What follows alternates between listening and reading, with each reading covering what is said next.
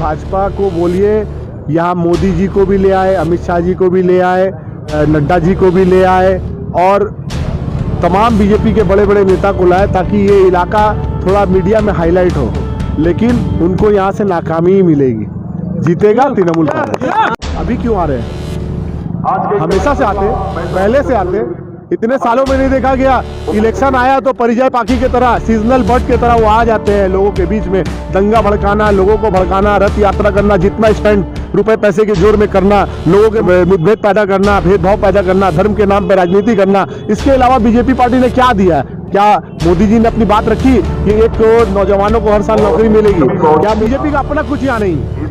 वो लोगों को रुपए का लालच दे करके, किसी को सीबीआई का धमकी दे करके, किसी को ईडी का धमकी दे करके, किसी को इनकम टैक्स से डरा करके, और बीजेपी अपना दल डर और भय के और रुपए के जोर पे बना रही है। तो ये जिसको बोलते हैं ना कि ये इमारत ज्यादा दिन तक रहेगा नहीं, ये ढह जाएगा। पश्चिम बंगाल में विधानसभा का चुनाव में 3 महीना का कम और बेश वक्त बचा है और हम लोग आए हुए कस्बा विधानसभा क्षेत्र में वार्ड नंबर 66 के कोऑर्डिनेटर फैज अहमद खान हैं, जिनकी ओर से इस एरिया में लिट्टी चोखा का उत्सव मनाया गया है। फैज भाई, ये आमतौर पे धारणा है कि जो हिंदी बोलने वाले हैं बंगाल में, हिंदी स्पीकिंग, वो आपके पार्टी के वोटर नहीं है, भाजपा के वोटर है। आज जो आपने लिट्टी चोखा का ये जो उत्सव मनाया, क्या ये विधानसभा का इलेक्शन सर पे इसको जोड़ के देखा जाना चाहिए? अगर आप लोकसभा का भी रिजल्ट देखिएगा, इससे पहले कॉरपोरेशन का रिजल्ट देखिएगा और उससे पहले जो विधानसभा इलेक्शन हुआ था उस वक्त का रिजल्ट देखिएगा, तो ये हिंदी भाषी आज से नहीं, ये हमेशा से हम लोगों के साथ थे, हैं, रहेंगे। इस पार्ट से कभी हम लोग नहीं हारे। मैंने सुना कि भारतीय जनता पार्टी के कुछ लोग आपकी पार्टी में ज्वाइन किए, इसके बारे में बताएं। देखिए, आप उनसे ज़्यादा बेहतर पूछ सकते हैं। भारतीय जनता पार्टी के मंडल के लीडर जो थे दीपक साहब, आप दीपक दा से इंटरव्यू लीजिए, उन्होंने क्यों छोड़ा, किस आदर्श के कारण उन्होंने छोड़ा, उनको क्या समझ है, वो ज़्यादा बेहतर बोल पाएंगे। दीपक दा से मिलवा दो, दीपक दा है। फैज भाई, अभी हालिया दिनों में आपकी पार्टी में एक भगदड़ सी मची हुई, बहुत सारे आपके पार्टी के मिनिस्टर्स, MLA सब भागम भाग चल रहा है, आखिर ऐसा क्यों है? देखिए, ये पूरे हिंदुस्तान में आपने देखा है कि बीजेपी जब जिस स्टेट में इलेक्शन हुआ है वहाँ हॉर्स ट्रेडिंग का एक मामला बीजेपी के साथ बड़े पैमाने पे इसको देखा गया, चाहे वो कर्नाटका हो, चाहे वो तमिलनाडु हो, चाहे वो मध्य प्रदेश हो, चाहे वो राजस्थान हो, चाहे वो गोवा का मामला हो। हर जगह जब बीजेपी जहाँ भी इलेक्शन में जा रही है वहाँ बड़े पैमाने पे हॉर्स ट्रेडिंग कर रही है। उस हॉर्स ट्रेडिंग को रखते हुए आज बंगाल में भी जो बीजेपी आई है, बीजेपी ये प्रमाण करती है कि बीजेपी का अपना कुछ यहाँ नहीं है।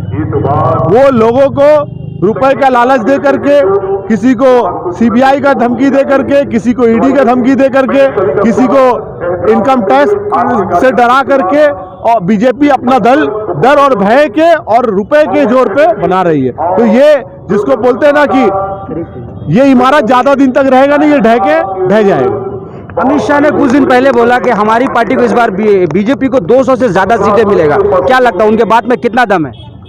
अमित शाह का तो भाई हम भरोसा ही नहीं करते हैं। उन्होंने क्रोनोलॉजी के बारे में बताया था, वो क्रोनोलॉजी पूरे हिंदुस्तान की जनता ने देखा। पार्लियामेंट में खड़ा होकर उन्होंने कुछ बातें कही थी और उन्हीं के अपने मित्र, उनके अपने पार्टी के प्रधानमंत्री ने बोला कि ऐसा कोई बात ही नहीं है। तो झूठ कौन बोल रहा? झूठा आदमी का बात पे क्या विश्वास करें? इस हफ्ते में नरेंद्र मोदी, JP नड्डा, अमित शाह सब आ रहे पश्चिम बंगाल में, आपकी पार्टी के लिए कितना टफ होगा उनका आना? अभी क्यों आ रहे हैं?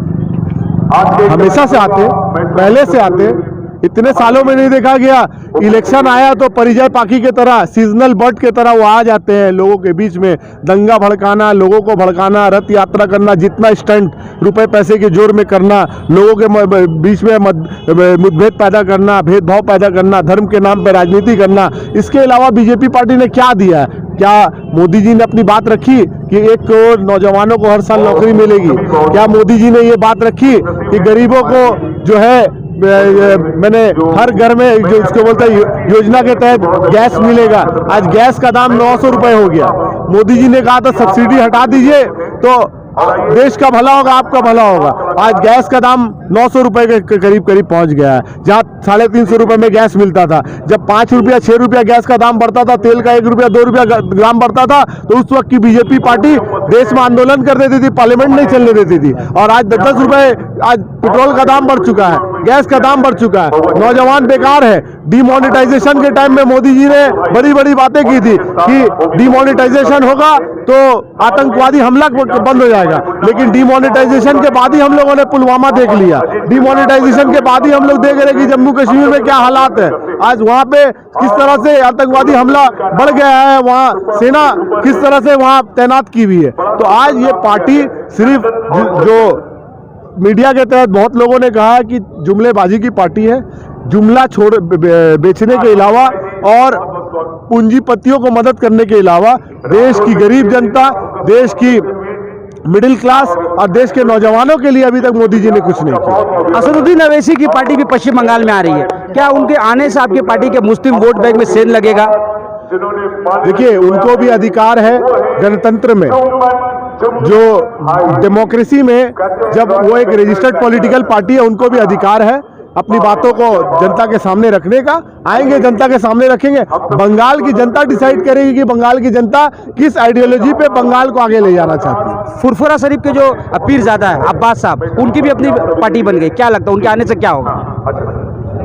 जैसा कि मैंने आपको फिर कहा कि उनका भी जमहूरी हक है, उनका भी इख्तियार है कि वो अपनी बातें लोगों के सामने रखें। पॉलिटिकली उन्होंने अपना एक पॉलिटिकल आउटफिट बनाया है, पॉलिटिकल फ्रंट बनाया है, वो अपनी बातें रखेंगे। तृणमूल कांग्रेस भी एक पॉलिटिकल फ्रंट है, तृणमूल भी अपनी बातें रखेंगी। देश की बंगाल की जनता फैसला करेगी कि बंगाल की जनता किस आइडियोलॉजी पे बंगाल को आगे देखना चाहती है, किस दिशा में आगे देखना चाहती है। आखिरी सवाल फैज भाई, आपका असेंबली सीट है, यहाँ पर बीजेपी का कितना असर है? मेरा क्या सीट है? आपका ये जो असेंबली हल्का कस्बा विधानसभा क्षेत्र में, देखिए, कितना असर है? मैं कहता हूँ कि भाजपा को बोलिए, यहाँ मोदी जी को भी ले आए, अमित शाह जी को भी ले आए, नड्डा जी को भी ले आए और तमाम बीजेपी के बड़े बड़े नेता को लाए, ताकि ये इलाका थोड़ा मीडिया में हाईलाइट हो। लेकिन उनको यहाँ से नाकामी ही मिलेगी, जीतेगा तृणमूल कांग्रेस। तो ये थे फैज अहमद खान,